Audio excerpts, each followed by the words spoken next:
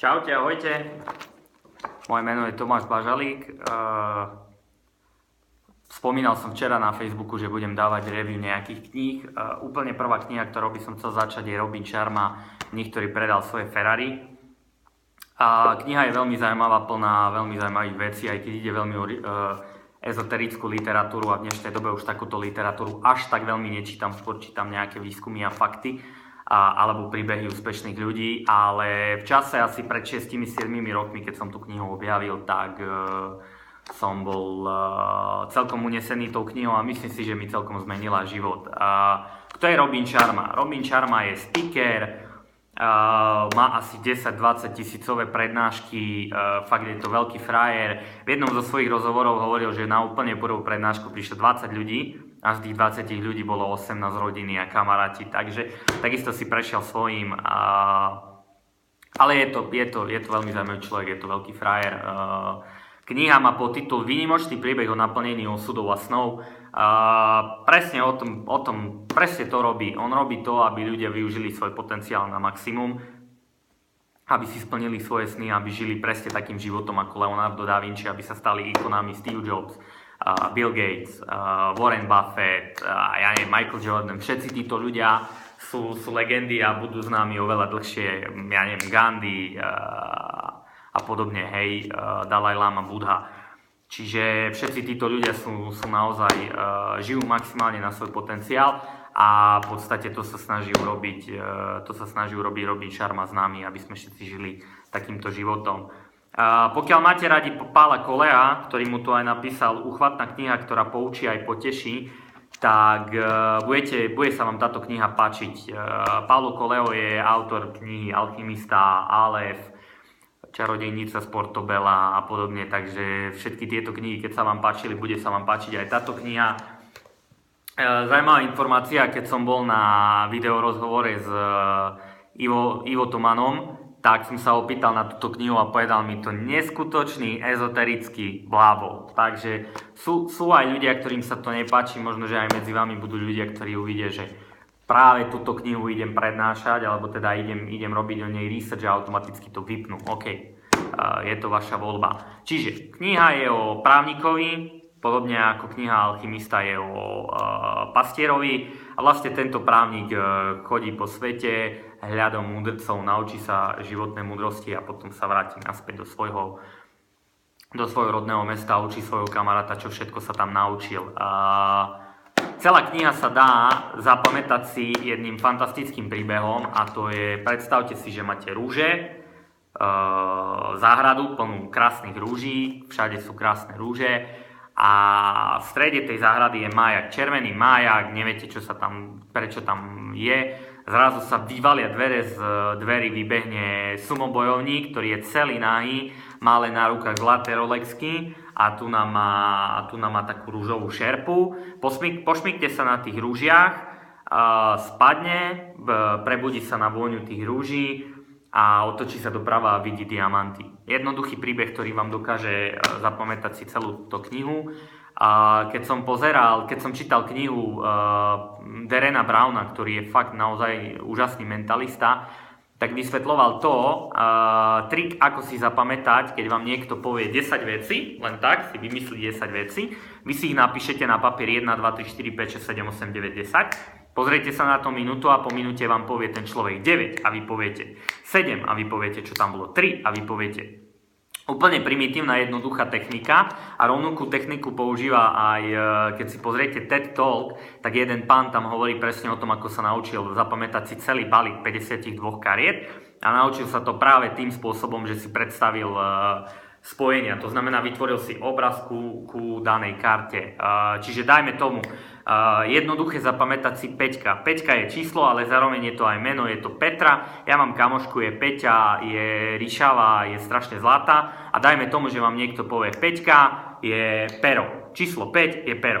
Vy si automaticky predstavíte Peťku, zlatú krásnu ryšavu, ktorá drží pero v ústach a ja neviem, kuše ho, odkusne ho, odpluje ho na vás a začne sa smiať alebo niečo podobné.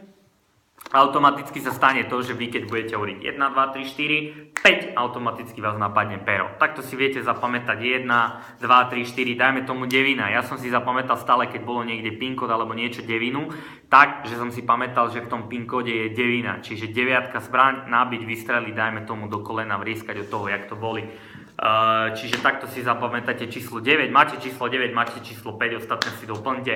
Môžete frajerovať pred kamarátmi, je to celkom veľká frajerina, hlavne akože ženám sa to páči, že si tak veľa vecí pamätáte. A keď to budete skúšať za mesiac, viete byť taký frajer, že od 1 do 20 si viete kľudne zapamätať. A budú vám hovoriť 12, 17, 1, 8, 13 a vy všetko budete hovoriť úplne krásne, presne. Potom si viete si spomenúť aj ABC, sú rôzne techniky, viete to vypilovať do takých extrémov, že fakt budete vyzerať pred ľuďmi, ako keby ste mali fotografickú pamäť. Čiže tento príbeh, záhrada, maják, slobojovník, šerpa, hodinky, spadne na ružiach, otočí sa doprava, vidí diamanty. Čiže záhrada v tejto knihe znamená myseľ. Je tu jedna fantastická veta, keď sa mi ju podarí nájsť, tak vám ju prečítam, keď sa mi nepodarí, tak vám ju zhruba vysvetlím, o čo tam ide. Čiže záhrada v príbehu symbolizuje myseľ, povedal Julian. Keď sa budeš o svoju myseľ starať, keď ju budeš cibriť a rozvíjať, bude ako plodná, bohatá záhrada a bude kvitnúť tak, že si to ani nevieš predstaviť. No ak dovolíš, aby sa v nej zakorenila burina, večný pokoj mysle a hlboká vnútorná harmónia sa ti budú vždy vyhýbať. Tu by sme kľudne mohli skončiť. To, ako osedláte svoju myseľ, veľmi bude znamenať to, aký budete žiť život. Mark Girassa, jeden fantastický speaker, istú dobu sme si písali spolu a napísal som mu: wow, super bomba, doteraz som jazdil na Fabii 2002, kúpil som si 2014 i30, krásna bomba, nová, vyleštená, úplne super, vonia, úžasne tichá je. A on mi na to napísal: a uvedomuješ si, aké auto teraz vidíš, keď chodíš po ceste? Ja hovorím, že jasne si uvedomujem, že akože vidím krajšie auta, nevidím už Fabie, ale hlavne vidíš Hyundai. Hovorím, no jasne, vidím Hyundai, i30 má teraz každý. A presne to mi povedal. Nie je to o tom, že by predtým i30 nikto nechodil, len sme si to nevšimali. Fantastická demonštrácia toho je, keď si zoberiete knihu, nemyslím na Modrého slona, Thorsten Havner, fantastická kniha, tiež jeden z mentalistov a tiež človek, ktorý číta ľudí. V tej knihe je cvičenie a to cvičenie vyzerá asi takto. Máte čítať knihu a v knihe vám hovorí: teraz na minútu zdvihni hlavu a sleduj všetko v tvojom okolí, čo je modrej farby. Vy zdvihnete hlavu a začnete: mám tu modrý plagát, modrý billboard, modrý nadpis, modrú nejakú knihu. Všetko poviete, čo je modré, vrátite sa naspäť ku knihe a tam je napísané: a vymenuj, ktoré veci sú žlté. Automaticky je to rovnaké aj zmyslov, keď máte svoj filter a nevnímate, máte nastavený určitý filter a nevnímate nič iné. Pokiaľ bude váš filter nastavený na to, že sú utečenci, kradne sa, politici kradnú, Fico kradne najviac na svete a ešte tu máme Duhu a Vahostav a podobne, ktorí nás strašne okradajú, tak môžete doma sedieť a lamentovať a všade budete vidieť to, že život je proste nefér a vy musíte žiť za 500 €. Ale keď trošku zmeníte myslenie a trošku začnete pozerať po iných ľuďoch, spoznáte ľudí ako ja, ktorý... Mám kamaráta, má 20 000 mesačne a má 26 rokov. A mám kamošku, kamoška, no je to moja známa, je to staršia pani, nejakých 60 000 mesačne zarába na multilevel marketingu, predáva nejaké zdravé veci. Pána mám, ktorý mal mesačný príjem TPPčko 4 000, ďalší človek 2 800. TPPčko robí v Prahe, cestuje na Slovensko, krásny rodinný dom, šťastný, v garáži auta a podobne. Čiže ide len o to, jak si nastavíte myseľ. Čiže toto je asi najdôležitejšia vec. Na to, ako trénovať myseľ, v tejto knihe sú spomenuté 3 techniky. Prvá je srdce rúže, čo je v podstate o tom, že máte si kúpiť rúžu, sadnúť si a sledovať stred rúže. Nemusí to byť presne rúža, je veľa iných techník, ktoré sa tomuto podobajú. V Indii je technika, kde si nakreslíte červenú bodku na stenu a sledujete tú červenú bodku. Viete sledovať kameň, zvieratka a podobne. Takže, ale je to o tom, aby ste sa naučili byť v kľude a sústrediť sa. Fantastické video, pozrite si Dwayne The Rock Johnson, The Rock, kráčajúca skala. má video z Budapešti, jak trénuje, cvičí, sa ho zastane a vyvrieskne focus, akože sústredenie. Čiže je to presne o tom, ten fokus a sústrediť sa presne na to, že aha, ok, toto mám teraz urobiť, nič iné ma nezajíma. Čiže to je srdce rúže. Protikladné myslenie, technika, kde je vedecky dokázané, že človek vie myslieť iba na jednu myšlienku. To znamená, keď som naštvatý a začnem myslieť na niečo pekné, tak to naštvatie sa mi zníži. Napríklad, ja keď ráno vstanem a som strašne unavený a treba mi ísť do roboty a treba mi robiť rôzne veci, sadnem do auta, vypeckujem si nejakú pesničku, ktorej dokonale poznám slova a spievam si ju. Ideálne je to, keď je to nejaká bumbepová, hip-hopová drsná vec, ktorú si viem repovať. Fakt ma to naladí na ten deň. Tretia je Tajomstvo jazera. Mnísi zo Sivány, o ktorých tu hovorí Julius Mantel, ktorý je hlavným hrdinom, chodili ku jazeru, pozerali do toho jazera a okrem toho, že mysleli na niečo, tak sledovali v odraze vody svoj obraz a uvedomovali si, že proste kde sú, akí sú a že si je potrebné vytvoriť obraz, nejakým spôsobom spojiť s tou danou myšlienkou, ktorú chceme. Čiže to je záhrada. Druhé, keď si pamätáte, bol majak, červený majak. Majak v tomto prípade predstavuje ciele. To znamená, vy vždy musíte mať zapnutý majak, ktorý bude svietiť na tie ciele. Fantastická vec, alebo fantastických 5 stupňov, alebo 5 rád, ktoré sú tu spomenuté v knihe. Ako dosiahnuť ciele, alebo teda ako ľahšie dosiahnuť ciele je, pokiaľ to nájdem, tak vám to prečítam, keď nie, tak vám to skúsim. No, tuto mám. Čiže ako dosiahnuť ciele. Existujú rôzne techniky.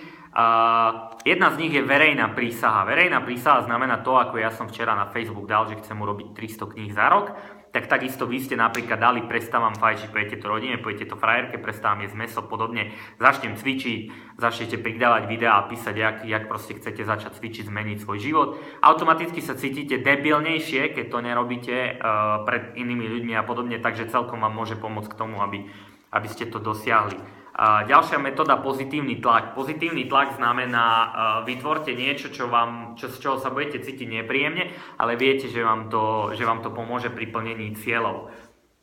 Arnold Schwarzenegger vyhral 5-krát Mr. Olympia a si uvedomoval, že má slabé nohy. To znamená, že nemal také nohy, aké chcel mať, preto išiel za svojím mentorom, ktorého mal a ktorého uznával a mal veľké nohy tento človek a išiel za ním a sledoval ho týždeň, ako on cvičí, zistil, že musí cvičiť nohy viac ako 3-krát do týždňa, ale 6-krát do týždňa a podobne. Prišiel domov, obliekol si starý roztrhaný sveter, ktorý nosil na sebe, aby zakryl ramena, bicepsy, cicky podobne a začal nosiť kraťasy. V Miami, samozrejme teplo, začal nosiť vždy kraťasy, aby vystavoval svoje slabé stránky svetu a aby si uvedomoval, že ich má zlepšiť. Rovnako fungujú niektorých ľudí aj tetovania. Hej, dajú si tetovanie, lebo ja neviem, niečo pre nich znamená. Vždy, keď sa pozrú do zrkadla, si povedia, áno, ok, to je tetovanie a to mi to pripomína. Tretia je urči si čas.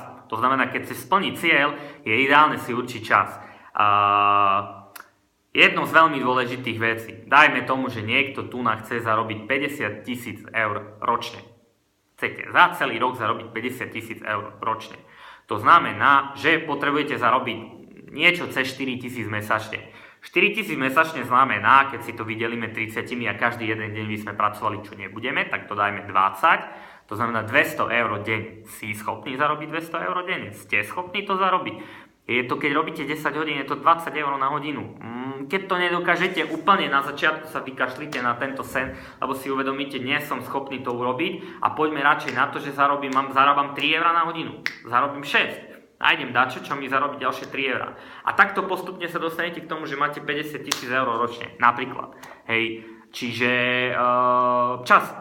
No a potom je to aj o tom, že vlastne vy keď vidíte, že aha, dobre, ok, tak za pol roka mám prečítať 300 kníh a teraz vidíte, Ježišmaria, už som 5 kníh neprečítal, ešte toľko mi ostáva, tam musím začať rýchlejšie čítať a musím si začať dať na stenku alebo dačo, kde budem stále vidieť čítať. Keď sa nudíš, čítaj, napríklad, hej, namiesto toho, aby si pozeral telku, čítaj, čakáš na frajerku, čítaj, ja neviem, nájdi si 4 hodiny denne, kde budeš čítať a podobne, hej, čiže preto čas.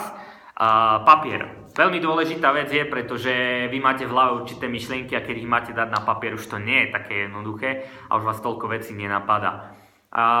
Jednoduchá technika je natočiť sa, napríklad rozprávať, volá sa to tzv. Brainstorming.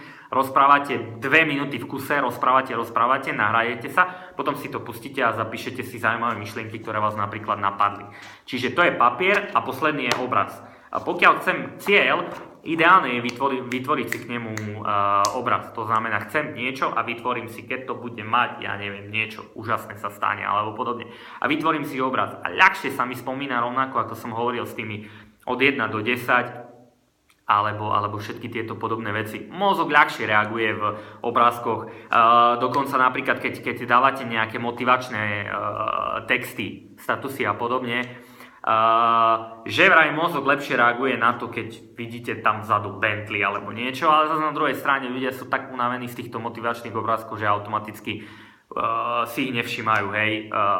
Pod lampou býva najväčšia tma, takže automaticky toto si nevšimáte, čo máte pred nosom a čo dennodenne vám dávajú, aj keď možno sú to múdre myšlienky a trebalo by sa nad nimi zamyslieť. Čiže toľko májak. Tretí je sumo, tzv. Kaizen.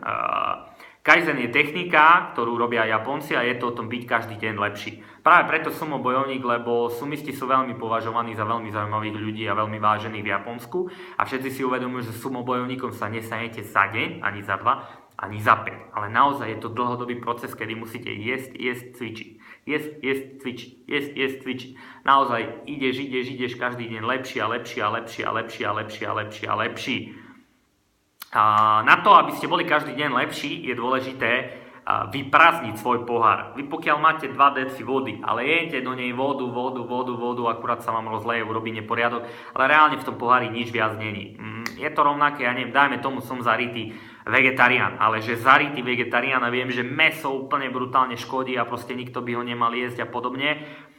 Práve vtedy by som mal začať čítať o dobrých výsledkoch mäsa, o tom, prečo je mäso dobré a podobne a hlavne si to vyskúšať. Som vegetarián 2 roky, vyskúšať jesť na týždeň mäso. Vyskúšať na 2 mesiace jesť mäso. Sledovať svoje telo, ako sa správa, ako sa cítiš a podobne. Ďalšia vec, čo je ohľadom Kaizenu veľmi dôležitá a je tu napísaná, teraz to asi ani veľmi nenájdem, lebo som skôr našiel rituály. Je tu napísané, ten Julius svojho kamaráta povie, ľahni si a začni robiť kliky. A teraz robí 10 klikov. Šac robí 10 klikov a mu povie, dobre, a teraz robí ďalších 10 klikov. Zrobí 6 a bože, ja už nevládzem, nie, ešte zrobí, až zrobí 10. To znamená, vaša myseľ si pri 6 myslela, že už nevládze, už pri 10 ste si mysleli, že nevládzete, potom ste zrobili ďalších 6. A presne o tom to je, Rusi to volajú ruská pyramída a to je presne o tom, že robíte 40 opakovaní, potom 30, potom 20, potom 10, potom 5 a je to presne o tom, že Ježišmaria, však som už urobil 40, tak 5 urobím bez problému. A naozaj je to o tom, keď som 40 zvládol, toto ma už nezabije, hej, toto už dokážem. Čiže toľko Kaizen.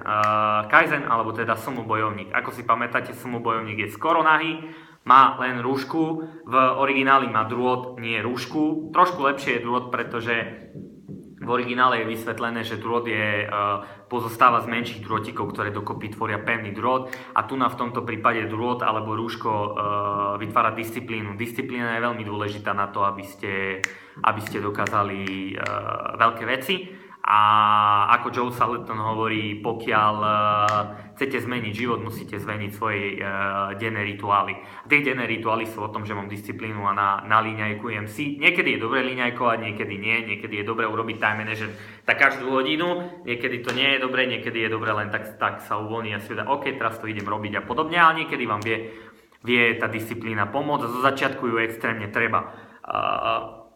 Čiže toľko k disciplíne. Okrem toho, ten sumo bojovník, že mal drôt, alebo teda nejaké rúško alebo niečo, má aj zlaté Rolexky hodinky. Hodinky v tomto znamenajú, ako všade inde, znamenajú čas. To znamená, aby sme si uvedomili, aký krátky je čas. A 2 techniky. Jedna je vykop si vlastný hrob. Keď prijete do buddhistického kláštoru, prvé, čo vám povedia, je vykopte si vlastný hrob, zhruba tak, aby ste ho z chatky videli alebo zo svojej izby videli. A ide presne o tom, aby ste si uvedomovali, že život je krátky, treba sa naučiť hovoriť nie, treba sa naučiť vážiť si svoj čas, robiť veci, ktoré naozaj vás zaujímajú, pretože napríklad Steve Jobs, príhovor, neviem jaká univerzita, zhruba jeho posledný príhovor v živote, hej, možno, že sa dá povedať, že skoro až na smrteľnej posteli povedal, život je príliš krátky na to, aby ste žili život niekoho iného. Čo je presne o tom, čítal som veľmi zaujímavú knihu a tam bolo spomenuté tri veci, ktoré v živote ľutujeme. Prvá bola, koho sme si zobrali.